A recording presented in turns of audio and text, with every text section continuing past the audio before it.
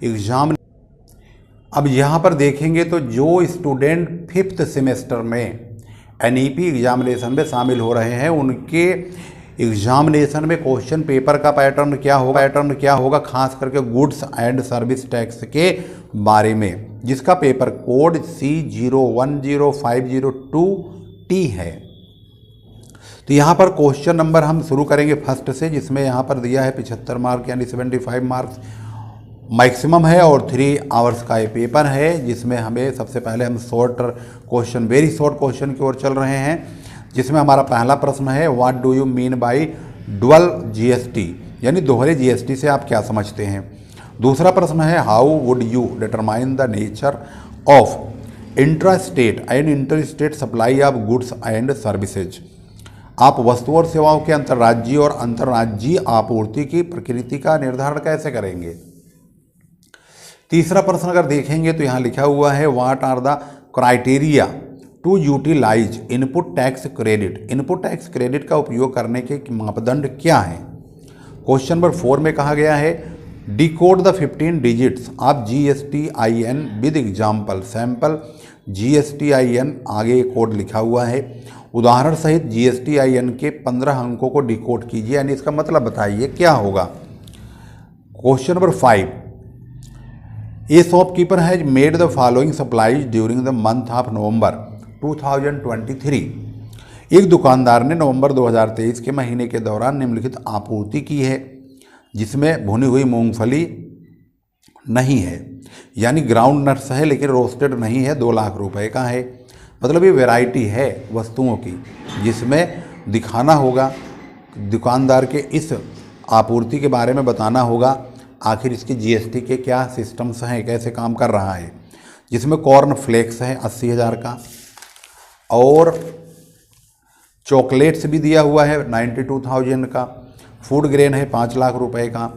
Calculate the taxable turnover and payable GST at the rate 12%, कर योग्य turnover और देय GST 12% की गणना कीजिए। ये तो आसानी से कैलकुलेट किया जा सकता है। Question number next section B, इसमें 2 प्रश्नों को उत्तर देने होंगे और यहाँ पर जो प्रश्न दिए हैं उसको ढंग से पढ़ के 2 प्रश्न का जवाब आपको लिखना होगा।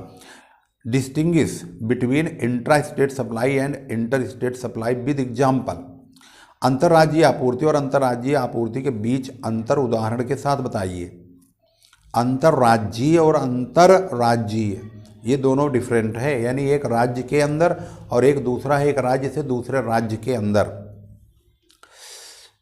क्वेश्चन नंबर 7 में कहा है following are the particulars of the Alliance advertising agency regarding their services for the quarter ended on 31 दिसंबर 2018, 31 दिसंबर 2018 को समाप्त तिमाही के लिए उनकी सेवाओं के संबंध में अलायंस एडवर्टाइजिंग एजेंसी का विवरण निम्नलिखित दिया हुआ है। अब विवरण क्या है, विवरण में लिखा हुआ है charges for advertisement put on hoarding at common public places 5 lakh रुपए, आम सार्वजनिक स्थानों पर जो होर्डिंग लगाया है इस एजेंसी ने उस पर विज्ञापनों का जो शुल्क है वो 5 लाख है। FM रेडियो पर विज्ञापन के लिए शुल्क लिखा गया है 3,45,000 का। और इसके बाद है charges for making advertisement campaign, विज्ञापन अभियान बनाने का शुल्क 8 लाख का है। Procuring TV time slots to telecast an advertisement 6 lakh रुपए। और इसके बाद है प्रिंटेड एडवर्टाइजमेंट इन न्यूज़पेपर्स, अखबारों में छपे विज्ञापन 3,55,000 के हैं। ये बोलते हैं calculate the taxable services and GST payable thereon if all charges are tax exclusive of GST rate for print media is 5% and 18% for others. कर योग्य सेवाओं और उन पर देय GST की गणना कीजिए। यदि सभी शुल्क GST से अलग हैं, प्रिंट मीडिया के लिए GST दर 5% और अन्य के लिए 18% है। क्वेश्चन नंबर 8 में कहा which type of the items are included in the transaction value and which type of the items are not included in transaction value, निम्न प्रकार की वस्तुएं लेन देन मूल्य में शामिल हैं और किस प्रकार की वस्तुएं लेन देन के मूल्य में शामिल नहीं हैं, इनको बताना होगा। Question number next section C, जिसमें 5 क्वेश्चन दिए जाएंगे और 3 क्वेश्चन करने होंगे। हर प्रश्न 15 नंबर का है। पहला प्रश्न इन्होंने पूछा है, what do you mean by return, यानी रिटर्न से आप क्या समझते हैं। Discuss the various types of return, विभिन्न प्रकार के रिटर्न पर चर्चा कीजिए, यानी बताइए क्या होता है, कौन कौन से रिटर्न हैं। क्वेश्चन नंबर 10 में कहा है, who is liable to take registration under GST based on threshold limit as per section 22 on CGST act 2017 and who is liable to take compulsory registration under section 24 of CGST Act 2017। GST अधिनियम 2017 की धारा 22 के अनुसार सीमा रेखा के आधार पर GST के तहत नियम 2017 की धारा 24 के तहत अनिवार्य पंजीकरण लेने के लिए कौन उत्तरदायी है। Explain the concept of GST. Question number 11, discuss the silent feature and need of GST, यानी जीएसटी की अवधारणा क्या है, जीएसटी की मुख्य विशेषताओं और आवश्यकताओं पर चर्चा कीजिए। यह प्रश्न जो है 11 नंबर है। क्वेश्चन नंबर 12 के बारे में अगर आप ध्यान से देखेंगे तो इसमें कहा गया है, डिस्कस द प्रोविजंस ऑफ, यानी कि इन प्रावधानों पर चर्चा करो, यानी इसके बारे में सरकार ने क्या प्रोविजंस किए हुए हैं। पहला, time of supply of goods under forward charge, यानी फॉरवर्ड चार्ज के तहत माल की आपूर्ति का समय क्या है। बी में बोला गया है, time of supply of service under forward charge, अग्रेसित प्रभार के अंतर्गत सेवा की आपूर्ति का समय क्या है। Time of supply of goods under reverse charge, reverse charge के तहत माल की आपूर्ति का समय क्या है। डी में पूछा है, time of supply of service under reverse charge, reverse charge के तहत सेवा की आपूर्ति का समय क्या है।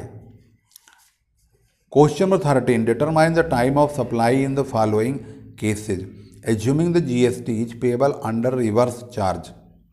यहाँ पर पूछा गया है, इन मामलों में आपूर्ति का समय ये मानते हुए निर्धारित कीजिए कि जीएसटी रिवर्स चार्ज के तहत देय है।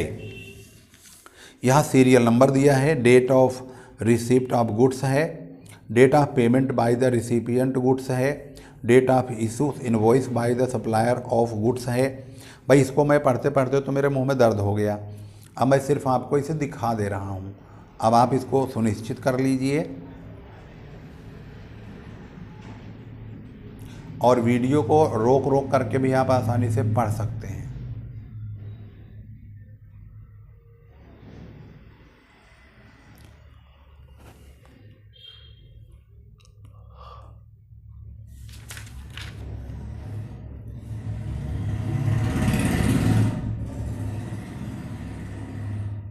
यहाँ पर इस वीडियो का अंतिम पेज है, यानी क्वेश्चन नंबर 13 यहाँ पे समाप्त हो रहा है।